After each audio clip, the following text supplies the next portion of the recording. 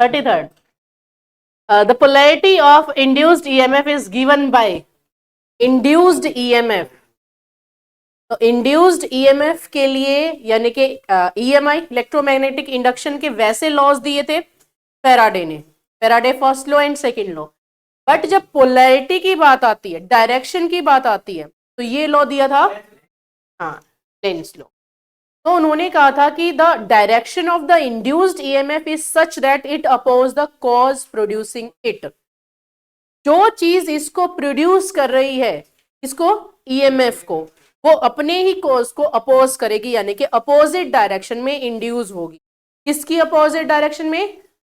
Change in magnetic flux या field. तो जिस डायरेक्शन में मैग्नेटिक फ्लक्स चेंज होगा उसकी अपोजिट डायरेक्शन में ईएमएफ इंड्यूस होगी। तो ये था Lenz's law. Next, a magnet is moving towards a coil. एक कॉइल है, ये एक मैग्नेट। फर्स्ट केस क्या है? मैग्नेट को क्विकली मूव किया गया टुवर्ड्स द कॉइल। अब देखो, जब हम मैग्नेट को मूव करते हैं टुवर्ड्स द कॉइल, कॉइल में भी हमने क्या कर रखा है? इसमें गैल्वेनोमीटर कनेक्ट कर रखा है। मैग्नेट का मैग्नेटिक फील्ड है। जब आप मैग्नेट को मूव करते हो तो जो मैग्नेटिक फील्ड है वो कॉइल के साथ लिंक होता है और चेंज हो रहा है। एक बार ज्यादा number of magnetic field lines connect हो रही हैं कॉइल के साथ, एक बार कम। इसका मतलब मैग्नेटिक फील्ड चेंज हो रहा है, मतलब मैग्नेटिक फ्लक्स चेंज हो रहा है, ई डॉट डी एस। तो मैग्नेटिक फ्लक्स चेंज हो रहा है रिलेटिव मोशन की वजह से, तो ईएमएफ इंड्यूस हो रही है कॉइल में। This is EMI, electromagnetic induction. Due to the relative motion between the magnet and the coil, EMF is induced in the coil, which is short by this galvanometer, the deflection. तो first case क्या है? एक बार तो आप magnet को बहुत quickly move करो, दूसरे केस में स्लोली मूव करो। तो ईएमएफ इंड्यूस किसमें ज्यादा होगी? फर्स्ट केस में। ये सेकंड लॉ है फेराडे का कि rate of change of magnetic flux is directly proportional to the induced EMF. कि जितना आप मैग्नेट को या रिलेटिव मोशन को फास्ट करोगे, जितना हाई रेट से मैग्नेटिक फ्लक्स चेंज होगा विद रिस्पेक्ट टू टाइम, उतना ही ईएमएफ ज्यादा इंड्यूस होगी। हाँ, ज्यादा वर्क डन हो, तो लार्जर इन केस वन। ठीक है, तो फेराडे लॉज, लेंजेस लॉ, ये इंटरव्यू के लिए भी इंपॉर्टेंट है और इनसे question. Next, in a coil of self inductance या सेल्फ इंडक्शन। इंडक्टेंस दो टाइप का है, self inductance and mutual inductance. Self मतलब एक ही कॉइल है, सेम कॉइल में मैग्नेटिक फ्लक्स चेंज होता है और उसी कॉइल में ईएमएफ इंड्यूस होते हैं, तो वो सेल्फ इंडक्टेंस है। इसका फॉर्मूला क्या है सेल्फ इंडक्टेंस का, इंड्यूस्ड ईएमएफ का? E is equal to minus L D I by D, where L is the coefficient of self induction या इंडक्टेंस। तो एल आपको गिवन है, पहले गिवन चीजें लिख लिया करो हमेशा। L you have is 5 Henry. Henry is a unit of, SI unit of inductance. Farad is a unit of capacitance. The rate of change of current is 2 ampere per second. हाँ, तो di by dt, rate of change of current is 2 per second. 2/1 लिखो या ना भी लिखो, मतलब 2 के rate से करंट चेंज हो रहा है पर सेकेंड। इंड्यूस्ड ईएमएफ निकालनी है, इसी फॉर्मूले में पुट कर दो। तो E is equal to minus L कितना है 5, रेट कितना है, इंड्यूस्ड ईएमएफ कितनी आ जाएगी -10 volt. B is the correct option. ठीक है, इसलिए फॉर्मूला रिवाइज करना बहुत जरूरी है। आपको एक फॉर्मूला शीट दे दूंगी मैं, उसमें सारे चैप्टर वाइज फॉर्मूले होंगे, लास्ट टाइम रिवीजन के लिए वो काम आ जाएगा। मेन मेन चैप्टर्स के ऑप्टिक्स तक दे दो। हाँ, नहीं ये इसकी डायरेक्शन को स्पेसिफाई कर रहा है।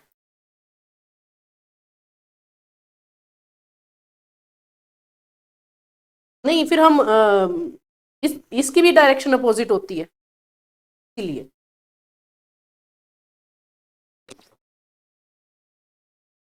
Next, the direction of current induced in a wire moving in a magnetic field is found using. किसकी बात हो रही है? इंड्यूस्ड की। वैसे तो हम क्या क्या यूज करते हैं? Right hand thumb rule use करते हैं कि this point in the direction of current and this in magnetic field.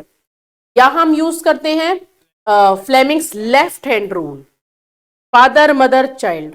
ये फील्ड हो गया, नहीं फोर्स हो गया, फोर्स या मोशन, मैग्नेटिक फील्ड, करंट या वेलोसिटी वेक्टर भी होता है। लेकिन जब बात आती है इंड्यूस्ड ईएमएफ की, we always uses Fleming's right hand rule. तो इंड्यूस्ड के लिए क्या आएगा? Right hand. The energy stored in a 5 milli henry, इसका मतलब आपको एल गिवन है 50 मिली हेनरी, यानी कि 5 मिली में कितना होता है? 10⁻⁻3। पहले तो ये याद कर लेना, किलो में 10⁻3 होता है, मिली में -3 होता है। -6 होता है माइक्रो में, जिसमें म्यू वाला साइन बना हो, मेगा कैपिटल एम हो, जनरली फ्रीक्वेंसी मेगा में होती है, तो 10⁻+6 होता है। ठीक है, नैनो -9 होता है, पिको +9 होता है, टेरा -9 होता है नैनो, और +9 होता है गीगा, और टेरा +12 होता है। तो ये याद कर लेना कौन से में पावर किसकी होती है? मेगा 15 15 15 होता है, -15। हाँ, तो एल हो गया।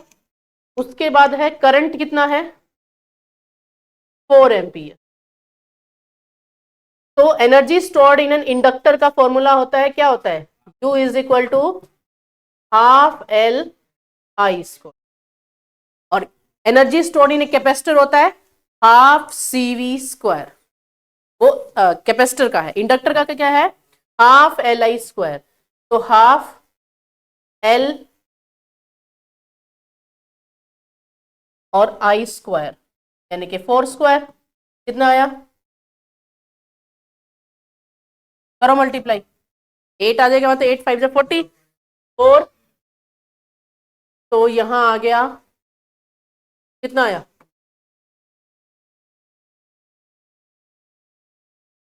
400 टू 10⁻⁻3। 2 0 यहां से कट जाएंगे, 0.4 जूल। हो गया।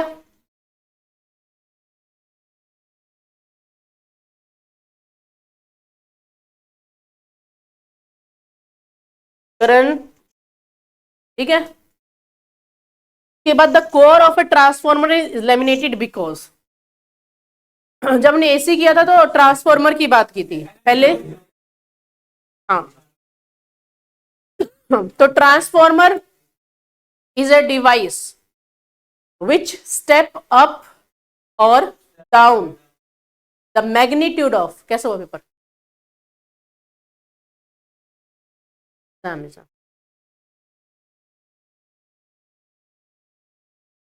जी।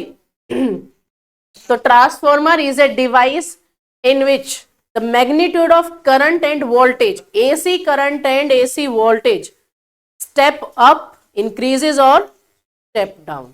आप वोल्टेज और करंट के मैग्नीट्यूड को इंक्रीज और डिक्रीज कर सकते। एसी पे ही काम करता है ट्रांसफॉर्मर। और in transformer which physical quantity doesn't change? Frequency. इसमें भी फ्रीक्वेंसी चेंज नहीं होती है एसी की। और एक और ऐसा फिनोमिना था जहां पे फ्रीक्वेंसी नहीं चेंज होती है, रिफ्रैक्शन। Very good. ठीक है, इस तरीके से क्वेश्चंस और कंसेप्ट याद हो जाएंगे तुम्हें। तो जो हम कोर यूज करते हैं वो हमेशा कैसे यूज करनी चाहिए? लैमिनेटेड या फिर स्लॉटेड। ठीक है, तो उससे क्या होगा? लैमिनेशन से क्या होगा? एक के का मैग्नेटिक फ्लक्स दूसरी कोर के साथ लिंक नहीं करेगा, चेंज नहीं होगा, तो ईएमएफ इंड्यूस नहीं होगी। क्योंकि बहुत सारी शीट्स होती हैं तो आपस में ही वहां पे बैक ईएमएफ इंड्यूस होती रहती है, एडी करंट्स इंड्यूस होते रहते हैं, जिससे एनर्जी का लॉस होता है। तो जो आउटपुट में हमें जितनी मिलनी चाहिए उतनी नहीं मिलती, इसलिए उसको अवॉइड करने के लिए क्या यूज की जाती है, लैमिनेटेड शीट्स यूज की जाती हैं, ताकि आपस में मैग्नेटिक फ्लक्स लिंक ना करे, चेंज ना हो। तो किससे बचने के लिए ऐसा करते हैं, क्या रस्टिंग से बचने के लिए, या फिर रेशियो को इंक्रीज करने के लिए, एनर्जी लॉसेस को मिनिमाइज या एलिमिनेट करने के लिए, या वेट को मिनिमाइज करने के लिए। तो एनर्जी लॉसेस के लिए, एक तो लैमिनेटेड या फिर slotted sheets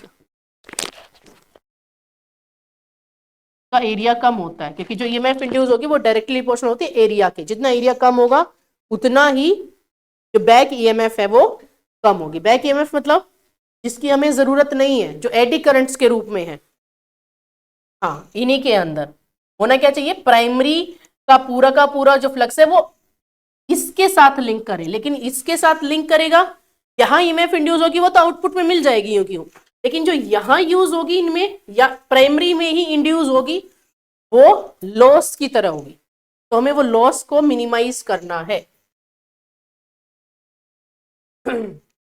next is the radio waves used for signalling and communication can be classified as which of the following. हाँ, तो रेडियो वेव्स क्या है, इलेक्ट्रोमैग्नेटिक वेव्स हैं, जिनका नेचर कैसा होता है, ट्रांसवर्स होता है, तो आएगा electromagnetic waves. What is the velocity of the light in a diamond if the refractive index of diamond with respect to vacuum is 2.5। Mu कितना गिवन है तुम्हें, 2.5। म्यू जो होता है वो क्या होता है, म्यू टू अपॉन, एक तो ये फॉर्मूला डायमंड का विद रिस्पेक्ट टू वैक्यूम कितना गिवन है, 2.5। उसके बाद म्यू किसके इक्वल होता है, C upon V, speed of light in vacuum to the speed of light in the medium. अब यहां से ये है हमें गिवन 2.5, हमें निकालना क्या है, V निकालना है, तो C लाइट की स्पीड कितनी होती है, 3 इंटू 10⁻⁸ मीटर पर सेकेंड अपॉन V, तो V को उधर लेके चले जाओ, तो 3 इंटू 10⁸ अपॉन 2.5 कितना आया, 1.2 इंटू 10⁸ मीटर पर सेकेंड। इतनी स्पीड होगी डायमंड के अंदर, कम हुई या ज्यादा हुई, कम हुई, वैक्यूम में या एयर में थी 3 इंटू 10⁸ कितनी रह गई, क्यों, क्योंकि डेंसर मीडियम है, रिफ्रैक्टिव इंडेक्स ज्यादा है, एयर का कितना है या वैक्यूम का 1, एयर का 1.003 अप्रोक्सीमेट 1 ही है, तो रिफ्रैक्टिव इंडेक्स ज्यादा होता है तो लाइट की स्पीड कम हो जाती है, इसका मतलब मीडियम कैसा होगा, डेंसर मीडियम होगा। पार्टिकल्स बहुत पास पास होते हैं और उन पास पास मॉलिक्यूल्स को क्रॉस करने के लिए टाइम ज्यादा लगता है, जिसके लिए स्पीड कम हो जाती है, ठीक है, डिस्टेंस ज्यादा होता है तो स्पीड कम हो जाती है। For a total internal reflection which of the following is correct, light कहां से कौन से मीडियम से कौन से में जाती है, very good, B option, denser to rare medium. PDF मिल जाएगी बेटा, लिख रहे हो, आंसर लिख रहे हो, कोई बात नहीं, वो अपना रिवीजन के लिए लिख रहा है, इन नहीं आएगी। Which of the following options is correct in a region of constant potential? Constant potential, Ujjwal, constant potential वाला जो वो था उसको क्या कह रहे थे, टॉपिक का नाम क्या था जिसमें constant potential थी at every point?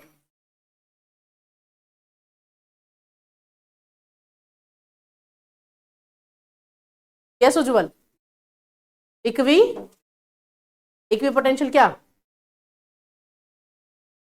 आदत से मजबूर, equi potential surfaces, equi potential surfaces में ये वाला क्वेश्चन बताया था कि इक्वी पोटेंशियल सरफेसेस में इलेक्ट्रिक फील्ड क्या होगा,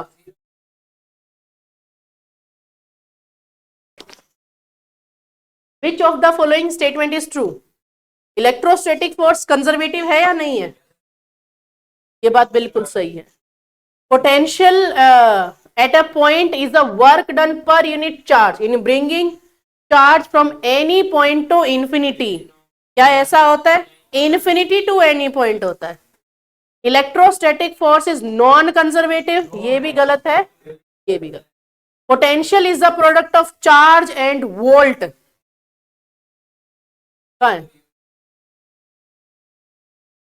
हाँ प्रोडक्ट नहीं होता, डिवीजन होती है, यानी कि work done per unit charge होता है। तो A is the correct option. The sun is visible a little before actual sunrise and, very good.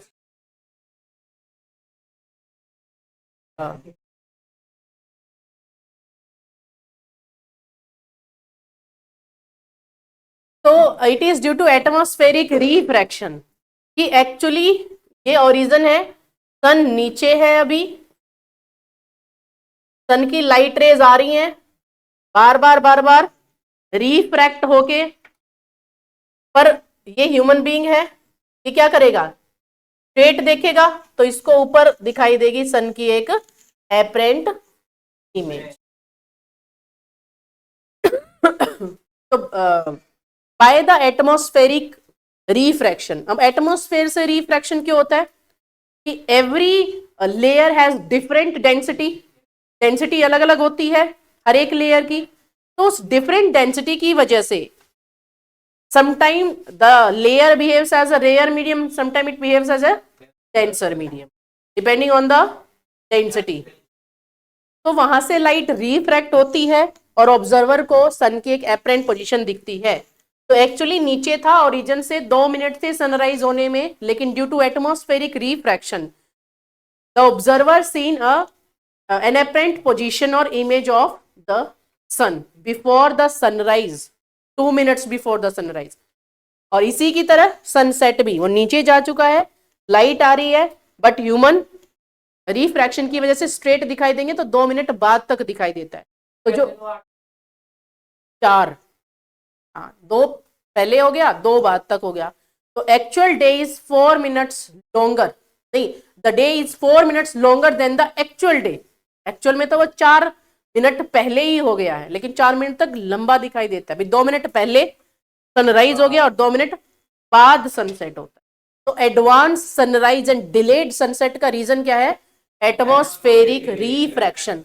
एक और फिनोमिना है जो एटमॉस्फेरिक रिफ्रैक्शन की वजह से होता है, twinkling of the stars. Very good, जिन्होंने स्टार्टिंग से ऑप्टिक्स किया उनको आता है। Atmospheric refraction, not reflection. Rainbow is the example of dispersion. Dispersion of light में क्या होता है? The splitting of the white light into 7 colours after passing through the prism. तो प्रिज्म से पास होके लाइट 7 कलर में डिवाइड हो जाती है, स्प्लिट हो जाती है, ठीक है। तो rainbow is the natural example of dispersion of white light या लाइट। तो ये आएगा dispersion. A boy raises a box with a weight of 120 Newton. 120 Newton wait को रेस किया गया, तो क्या हुआ रेस किया गया? तो आर्यन सिंह,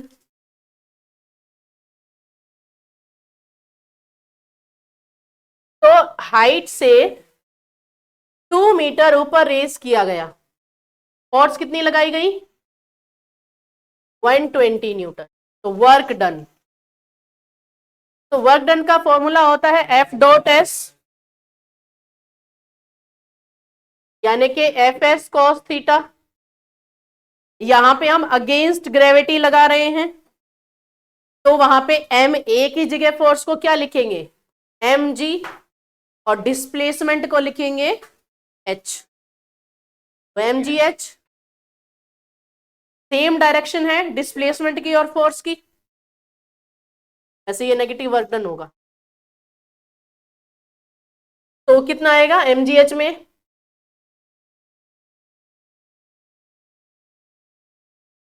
अब पूरा वेट ही दे रखा है, एम जी की वैल्यू दे रखी है 120 और जी हो गया 9.8।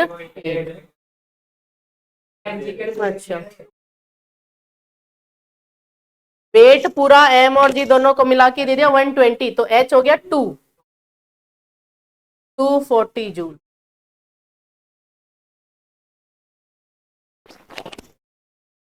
When the number of nucleons, nucleons नाम देते हैं हम न्यूक्लियस के अंदर जो दोनों चीजें हैं, प्रोटॉन्स एंड न्यूट्रॉन्स, तो न्यूक्लियॉन्स हो गया। इन द न्यूक्लियाई इंक्रीजेस, जैसे जैसे नंबर ऑफ न्यूक्लियॉन्स इंक्रीज होते हैं, यानी कि प्रोटॉन न्यूट्रॉन का नंबर इंक्रीज होता है, द बाइंडिंग एनर्जी पर न्यूक्लियॉन क्या होती है? जब हम बाइंडिंग एनर्जी कर्व देखते हैं तो बाइंडिंग एनर्जी पर न्यूक्लियॉन, ये न्यूक्लियॉन है, यहां होता है मास नंबर। तो पहले हम क्या देखते हैं, बहुत ही पीक कर्व्स होती हैं, फिर एकदम से हाई जाती है। तो हाई या मैक्सिमम बाइंडिंग एनर्जी पर न्यूक्लियॉन किसकी होती है?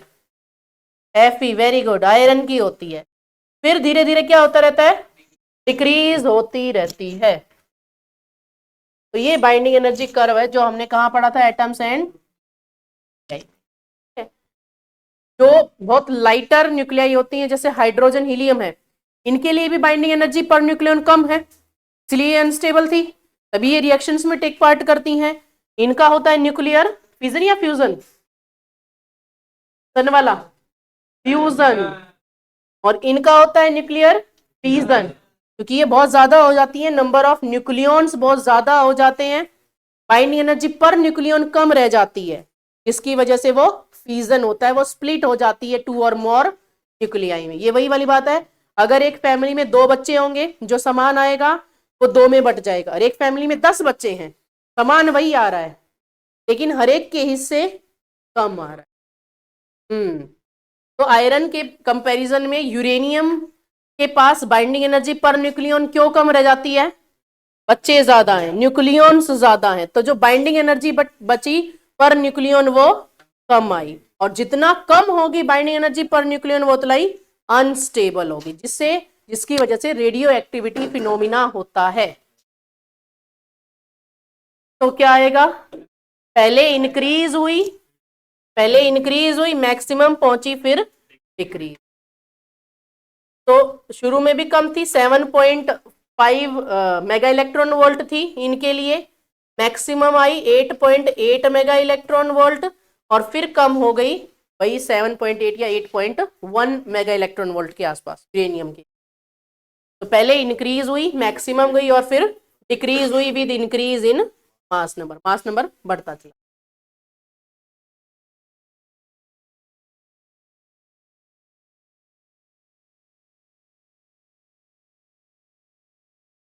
A nuclear reaction is given by, एक एटम है या एक न्यूक्लियस है, का डिके हुआ Z+1, मास नंबर 1 से ये एटॉमिक नंबर 1 से इंक्रीज हुआ, और मास नंबर में कोई चेंज नहीं आया, ए का ए ही रहा, तो कौन सा डिके होता है, अल्फा बीटा या गामा? बीटा। ठीक है, ये देखो, अगर इलेक्ट्रॉन रिलीज हो रहा है इसका मतलब बीटा डिके है। मैं ये क्वेश्चन तुमसे ऐसे पूछती हूँ, क्या हम न्यूक्लियस के अंदर से इलेक्ट्रॉन को बाहर निकाल सकते हैं? तो तुम हमेशा कहते हो नो मैम, लेकिन निकाल सकते हैं। तुम ये कहते हो कि इलेक्ट्रॉन तो बाहर रिवॉल्व कर रहा है, वो तो अंदर है ही नहीं, लेकिन न्यूक्लियॉन्स क्या होते हैं, और भी चीजें होती हैं, वो एक दूसरे में ट्रांसफॉर्म होते रहते हैं, वो होते हैं मीजोन्स, प्रोटॉन न्यूट्रॉन में, न्यूट्रॉन प्रोटॉन में, और ये आपस में ट्रांसफॉर्म होते रहते हैं अंदर अंदर, तभी ये छोटी सी न्यूक्लियस के अंदर ठहर पाते हैं विद द न्यूक्लियर एनर्जी या बाइंडिंग एनर्जी, न्यूक्लियर फोर्स की वजह से। तो हम इलेक्ट्रॉन को बाहर निकाल सकते हैं फ्रॉम द न्यूक्लियस, है ना सत्यम? तो कैसे निकाल सकते हैं?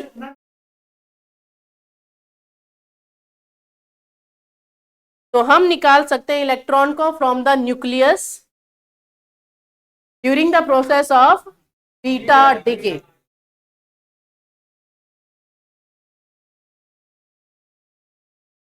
Don't give the explanation.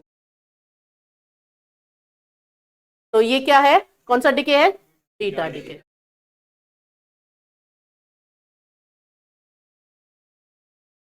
Silicon at 0 kelvin acts as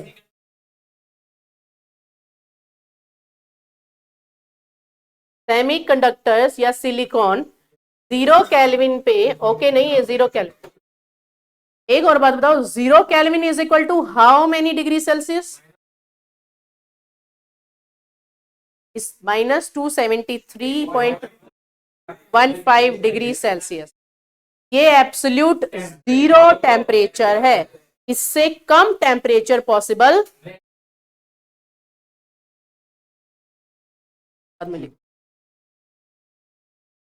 तो 0 केल्विन पे सेमीकंडक्टर बिहेव कर रहा है एज इंसुलेटर, लेकिन जब -273 डिग्री सेल्सियस से हम टेम्परेचर करते हैं रूम टेम्परेचर, मतलब -273 से approximate 25 degree Celsius, room temperature वो 20 to 27 के आसपास रहता है, वो कितना ही भी हो सकता है, ठीक है। तो यहां से जब हम रूम टेम्परेचर पे आए, इतना हमने टेम्परेचर इंक्रीज कर दिया, मतलब हीट एनर्जी दे दी, और इलेक्ट्रॉन्स को चाहिए हीट। वो तुम कौन से मेथड से दो, हमने ड्यूल नेचर में जो 4 मेथड पढ़े थे उनमें से एक था थर्मल आयोनाइजेशन या थर्मल एमिशन। तो एनर्जी दी हमने हीट देके, टेम्परेचर बढ़ाया, हीट एनर्जी दी, उनको हीट एनर्जी मिली, उतने ही इलेक्ट्रॉन होल पेयर्स क्रिएट हुए। जितने इलेक्ट्रॉन होल पेयर्स क्रिएट होंगे उतना ही कैरियर्स ज्यादा होंगे। अब हमारे पास अगर स्टाफ ज्यादा होगा तो ज्यादा काम होगा, इसलिए जितने इलेक्ट्रॉन होल पेयर्स होंगे उतना ही करंट ज्यादा कंस्टिट्यूट होगा। तो रूम टेम्परेचर 0 केल्विन से रूम टेम्परेचर पे आने के बाद इलेक्ट्रॉन होल पेयर ज्यादा हुए तो कंडक्टिविटी इंक्रीज होगी। तो यहां आके जो सेमीकंडक्टर है सिलिकॉन है वो किसकी तरह बिहेव करेगा? कंडक्टर की तरह, ठीक है। 4 इक्वल चार्जेस, ये भी हमने क्वेश्चन बहुत बार किया है। एक स्क्वायर है ए बी,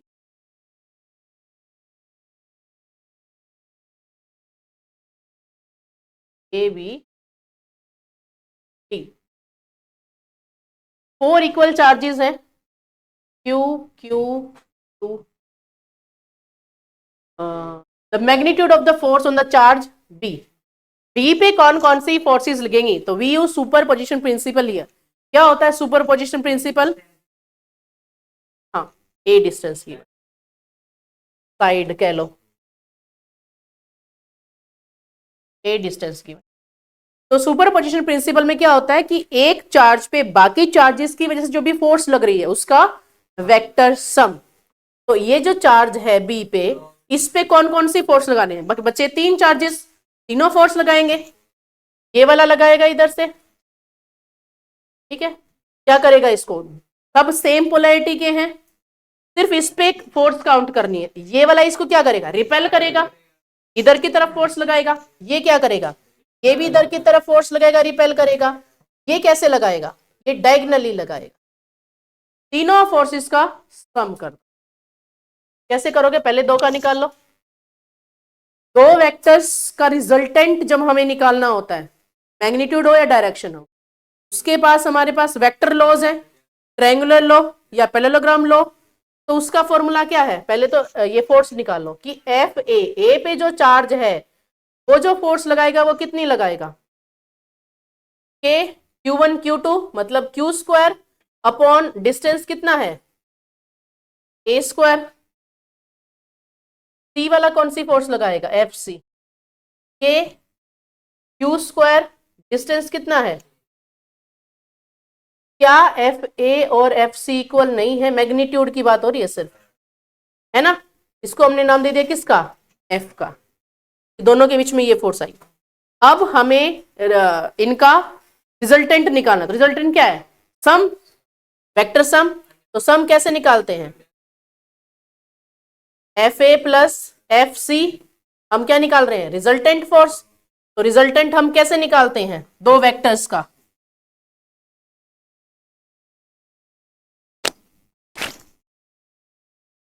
लास्ट क्वेश्चन है। तो रिजल्टेंट निकालेंगे कारण हम कैसे? F A square F C square 2 F A F C cos दोनों के बीच में थीटा कितना है 90 डिग्री है, तो cos 90 डिग्री हो जाएगा 0। तो ये वाला कंपोनेंट हो गया कैंसिल या 0। एफ ए को हमने नाम दिया था एफ का F square plus F square, वो वाला 0 हो गया। 2f स्क्वायर, हाँ, तो एफ आर कितना आ जाएगा f√2 या √2f। अमन घर जाके सो जाना, ठीक है।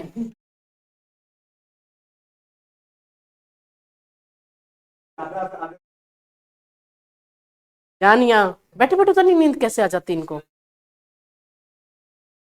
क्यों मैं लोरी सुना रही हूँ। चलो देखो, तो रिजल्टेंट कितना आ गया √2f। अब हमने 2 का तो निकाल लिया, थर्ड का भी रहता है। थर्ड के लिए हमारा डिस्टेंस क्या था डायगोनल, स्क्वायर का डायगोनल का फॉर्मूला क्या होता है